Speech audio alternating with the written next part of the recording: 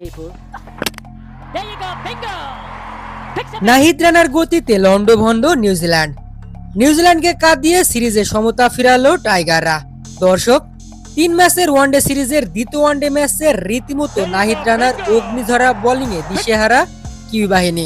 উল্লেখ্য যে শুরুতে টসে জিতে ব্যাটিং এর সিদ্ধান্ত নেয় সফরকারী দল নিউজিল্যান্ড। তবে ব্যাটিং বেছে নিলেও মিরপুর পিচে ব্যাটিং এ সুবিধা করতে পারেনি কিউই ব্যাটাররা।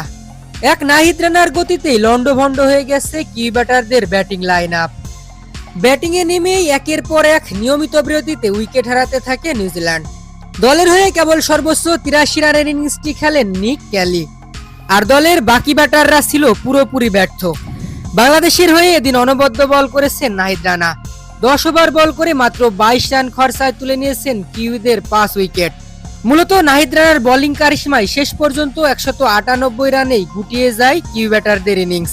জবাবে ছোট লক্ষ্য তাড়া করতে নেমে শুরুটা অবশ্য ভালো হয়নি বাংলাদেশেরও। প্রথম ওভারে আউট সাইফ হাসান, এরপর দলীয় 21 রানে আউট দীর্ঘদিন পর দলে ফেরা সৌম্য সরকারও।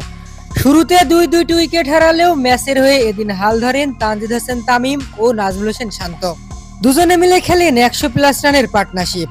শেষ পর্যন্ত তানজিদ হাসান তামিম আউট হয়েছেন 76 রান করে, আর নাজমুল হোসেন শান্ত অপরাজিত রিটায়ার্ড হয়েছেন 50 রান করে। মূলত এই দুই ব্যাটারের দায়িত্বশীল ব্যাটিং এর উপর ভর করেই শেষ পর্যন্ত বাংলাদেশ ম্যাচটি জিতেছে বিশাল ব্যবধানে।